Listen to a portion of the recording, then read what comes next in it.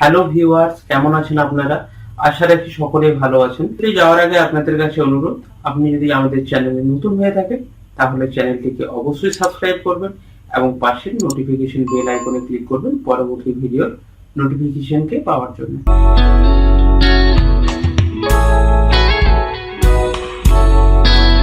ওয়ার্কশিটের মধ্যে নতুন একটি সেল নিয়ে আসার জন্য যে সেলের জায়গায় আমরা নতুন সেলটিকে নিয়ে আসতে চাইছি সেই সেলটি সিলেক্ট করতে হবে। এরপর হোম রিবনে সেল কমান্ড গ্রুপের ইনসার্ট অপশন থেকে ইনসার্ট সেলে ক্লিক করতে হবে। ইনসার্ট সেলে ক্লিক করলে ইনসার্টের একটি ডায়লগ বক্স ওপেন হবে এবং সেখান থেকে আমরা আগের সেলটিকে কোন দিকে সরাতে চাইছি, ডান দিকে না নিচে, এই দুটো অপশনের মধ্যে যে কোনো একটি অপশনকে আমাদেরকে চুজ করতে হবে। চুজ করার পরে ওকেতে ক্লিক করলে আমরা দেখব যে নতুন একটি সেল এসেছে এবং যেহেতু আমি শিফট সেল ডাউনে চুজ করেছিলাম তাই আগের যে সেলটি ছিল সেটি নিচের দিকে সরে গেছে। আমরা সেলের উপর রাইট ক্লিক করে ইনসার্ট অপশনে ক্লিক করলে একই অপশন পাবো।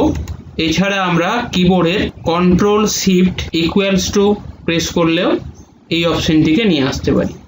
ওয়ার্কশিটের মধ্যে নতুন কলামকে যুক্ত করার জন্য যে কলামের জায়গায় নতুন কলামটি নিয়ে আসতে চাইছি সেটিকে সিলেক্ট করতে হবে। এরপর হোম রিবনে সেল কমান্ড গ্রুপের ইনসার্ট অপশন থেকে ইনসার্ট শিট কলামসে ক্লিক করলে নতুন একটি কলাম যুক্ত হবে। কলাম সিলেক্ট করার পর সিলেকশনের এরিয়ার উপর আমরা রাইট ক্লিক করে ইনসার্টে ক্লিক করলেও নতুন একটি কলাম যুক্ত হয়। এছাড়া আমরা কিবোর্ডের কন্ট্রোল প্লাস কি প্রেস করেও একটি নতুন কলামকে নিয়ে আসতে পারি। একটি নতুন রো যুক্ত করার জন্য যে রোয়ের জায়গায় আমরা নতুন রোটিকে নিয়ে আসতে চাইছি সেই রোটিকে সিলেক্ট করতে হবে। এরপর হোম রিবনে সেল কমান্ড গ্রুপের ইনসার্ট অপশন থেকে ইনসার্ট শিট রোতে ক্লিক করতে হবে। আমরা রোটিকে সিলেক্ট করার পরে সিলেকশন এরিয়ার উপর রাইট ক্লিক করলে ইনসার্ট অপশনে ক্লিক করলেও একটি নতুন রো যুক্ত হয়। এছাড়া আমরা কিবোর্ডের কন্ট্রোল প্লাস কি প্রেস করেও একটি নতুন রোকে নিয়ে আসতে পারি। সেলকে ডিলিট করার জন্য সেলটিকে সিলেক্ট করতে হবে। এরপর হোম রিবনে সেল কমান্ড গ্রুপের ডিলিট অপশন থেকে ডিলিট সেলসে ক্লিক করতে হবে। এর ফলে একটি ডিলিটের ডায়লগ বক্স ওপেন হবে এবং আমাদেরকে শিফট সেল লেফট এবং শিফট সেল আপে থেকে যে কোনো একটিকে চুজ করতে হবে। আমরা যদি শিফট সেল লেফট করি তাহলে ডিলিট সেলের ডান দিকে যে সেলটি থাকবে সেটি ডিলিট সেলের জায়গায় আসবে এবং আপে ক্লিক করলে ডিলিট সেলের নিচে যে সেলটি থাকবে সেটি ডিলিট সেলের জায়গায় আসবে। ওকে করি তাহলে দেখব যে সেলটি ডিলিট হয়েছে এবং যেহেতু আমি শিফট সেল লেফটে ক্লিক করেছিলাম তাই ডান দিকে সেলটি মুভ হয়ে ডিলিট সেলের জায়গায় এসেছে। সেলের উপর রাইট ক্লিক করে ডিলিট অপশনে ক্লিক করলেও ডিলিটের ডায়লগ বক্স পাবো। এছাড়াও আমরা কন্ট্রোল মাইনাসে ক্লিক করলেও ডিলিটের অপশন পাবো। কলামকে ডিলিট করার জন্য প্রথমে কলামটিকে সিলেক্ট করতে হবে। এরপর হোম রিবনে সেল কমান্ড গ্রুপের ডিলিট অপশন থেকে ডিলিট শিট কলামসে ক্লিক করতে হবে। কলামটিকে সিলেক্ট করার পরে আমরা সিলেকশন এরিয়ার উপর রাইট ক্লিক করে ডিলিট অপশনে ক্লিক করলেও কলামটিকে ডিলিট করতে পারি। এছাড়া কিবোর্ডের কন্ট্রোল মাইনাস কি প্রেস করেও কলামকে ডিলিট করা যায়। একটি রোকে ডিলিট করার জন্য প্রথমে রোটিকে সিলেক্ট করতে হবে।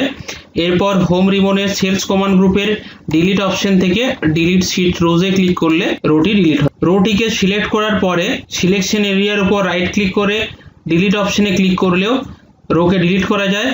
এছাড়া কিবোর্ডের কন্ট্রোল মাইনাস কি প্রেস করেও আমরা একটি রোকে ডিলিট করতে পারি। একটি কলামের উইথ অর্থাৎ চওড়াকে বৃদ্ধি করার জন্য প্রথমে আমাদেরকে কলামটিকে সিলেক্ট করতে হবে। এরপরে হোম রিবনের সেলস কমান্ড গ্রুপের ফরম্যাট অপশন থেকে কলাম উইথে ক্লিক করতে হবে। এর ফলে কলাম উইথের একটি ডায়লগ বক্স ওপেন হবে। এরপর আমরা নতুন যে মাপটি সেট করতে চাইছি সেই মাপটি এখানে দিতে হবে এবং ওকেতে ক্লিক করতে হবে। এছাড়াও আমরা কলাম নেমের মাঝে পয়েন্টারটিকে নিয়ে গেলে একটি দুদিকে মুখ ও তীরওয়ালা একটি অপশন আছে।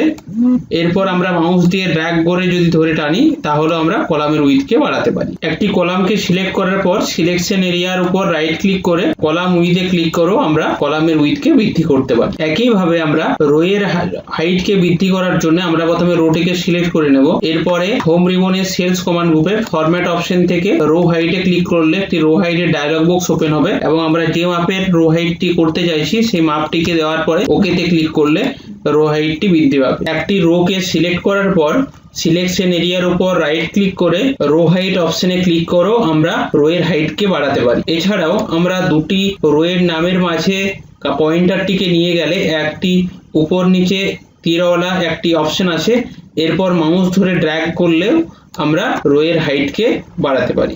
একটি কলামকে সিলেক্ট করার পরে সেলস কমান্ড গ্রুপের ফরম্যাট অপশন থেকে অটো ফিট কলাম উইথে ক্লিক করলে আমরা দেখব সেলে যে পরিমাণ ভ্যালু রয়েছে সেই ওয়াইজ অটোমেটিক কলামের উইথটি সেট হয়ে যাবে। রো এর ক্ষেত্রে আমরা রোটিকে সিলেক্ট করে ফরম্যাট অপশন থেকে অটো ফিট রো হাইটে ক্লিক করলেও রো এর হাইটটি সেলের ভ্যালু ওয়াইজ সেট হয়। সেলস কমান্ড গ্রুপের ফরম্যাট অপশন থেকে ডিফল্ট উইথে ক্লিক করলে ডিফল্ট কলাম উইথের পরিবর্তন করার একটা জায়গা আছে। বাই ডিফল্ট কলাম উইথ হলো 8.43, এটাকে আমরা চেঞ্জ করতে পারি। এখানে যদি আমরা 15 করি তাহলে দেখব যে কলামের যে ডিফল্ট উইথ সেটা 15 হয়েছে। একটি রো বা কলামকে হাইড করার জন্য প্রথমে সেই রো বা কলামটিকে সিলেক্ট করতে হবে। এরপর সেলস কমান্ড গ্রুপের ফরম্যাট অপশন থেকে হাইড অ্যান্ড হাইড এবং সেখান থেকে হাইড রো তে ক্লিক করলে রো এবং কলামসে ক্লিক করলে কলামটি হাইড হবে। এছাড়াও আমরা কলামটিকে সিলেক্ট করার পর কিবোর্ডের কন্ট্রোল 0 প্রেস করেও একটি কলামকে হাইড বা রোকে হাইড করতে পারি। আনহাইড করার জন্য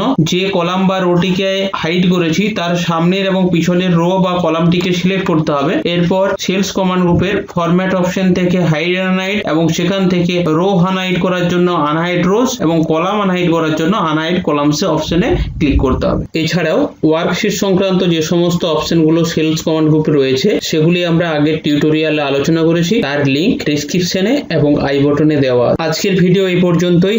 ভিডিওটিকে ভালো লেগে থাকলে অবশ্যই লাইক, কমেন্ট এবং শেয়ার করবেন এবং আপনি যদি আমাদের চ্যানেলে নতুন হয়ে থাকেন তাহলে অবশ্যই চ্যানেলটিকে সাবস্ক্রাইব করবেন এবং পাশের বেল আইকনে ক্লিক করবেন পরবর্তী ভিডিওর নোটিফিকেশনকে পাওয়ার জন্য।